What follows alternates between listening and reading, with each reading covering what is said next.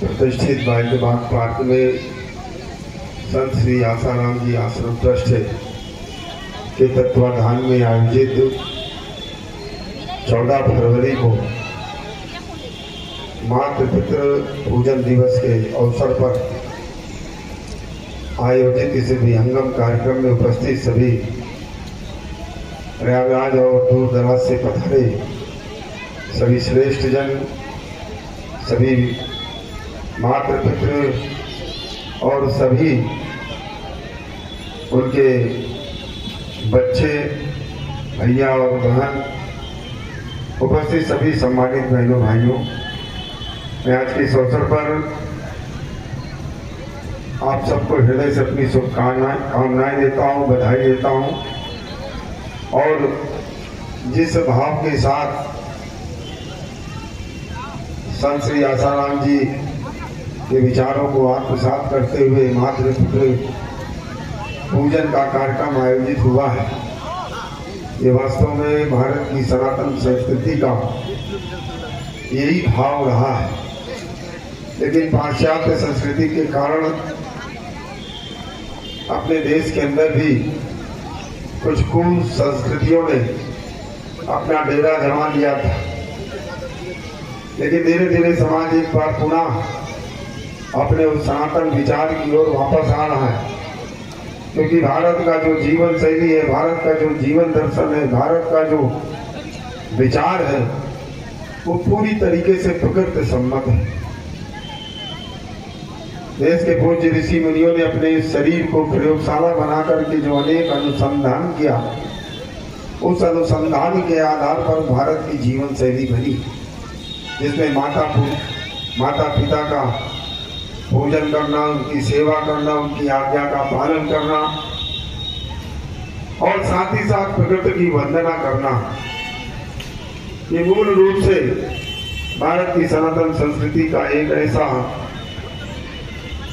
वृक्ष है जो कहीं न कहीं हमें अपने मूल से जोड़ने का काम करता है, अपने माता पिता के साथ साथ ये संपूर्ण धरती जो हमारी माँ है, इसके जो विभिन्न प्रकार के पदार्थ हैं, जीव हैं, जंतु हैं, पशु हैं, पंछी हैं, तालाब है, पोखरे हैं, जल स्रोत है, कुआं है, समंदर है, नदियां हैं, पर्वत है, ऐसे सभी जो प्राकृतिक पदार्थ हैं, इनको हमारे पूज्य ऋषि मुनियों ने पूजा पद्धति से जोड़ने का काम किया ताकि इनका संरक्षण हो सके, इनका संवर्धन हो सके। और जब इनका संरक्षण और संवर्धन होगा तभी यह धरती माँ बचेगी।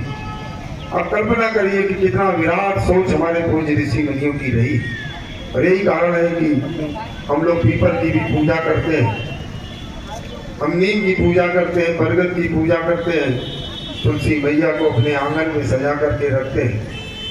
यही से हमको जीवन मिलता है। हम नदियों को माँ कहते हैं, गंगा हो, यमुना हो, सरस्वती हो, गोदावरी हो, नर्मदा हो, साई हो, भारत की जितनी भी नदियां हैं हम उसको माँ के रूप में देखते। गाय हमारी माता है जो हमारे जीवन को आगे बढ़ाने में सहायक होती है। और इसी तरीके से आज इस कुसंस्कृति के कारण जो हमारा यह प्राचीन विचार था, कहीं न कहीं युवा पीढ़ी उससे विमुक्त हो रही थी। एक बार पुनः अपने से विराट विचार के साथ आने वाली पीढ़ियों को संबद्ध करने के लिए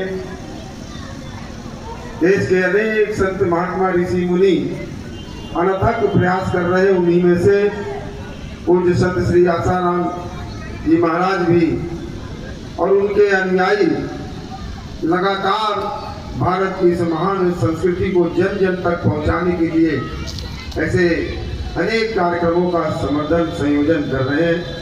मैं आज के इस कार्यक्रम में देर से आया, मैं क्षमा चाहता हूं। और जितने भी माता पिता यहाँ पर पधारे हैं, मैं उनका चरण वंदन करता हूँ, उन्हें नमन करता हूँ, उन्हें प्रणाम करता हूँ। और जो भी बच्चे यहाँ पर आए, मैं उनके उज्जवल भविष्य की कामना करता हूँ, इस निवेदन के साथ कि हम अपनी संस्कृति को अपनी माँ के समान उसका पोषण करने का काम करें, क्योंकि ये प्रकृति सम्मत संस्कृति है। इसमें जो कुछ भी हमें करना है उसमें प्रकृति का पूरी तरीके से पूजन होता है। और जब हम अच्छा काम करते हैं तो प्रकृति भी हमारी सहायक हो जाती है, हमारे जीवन को आसान बना देती है।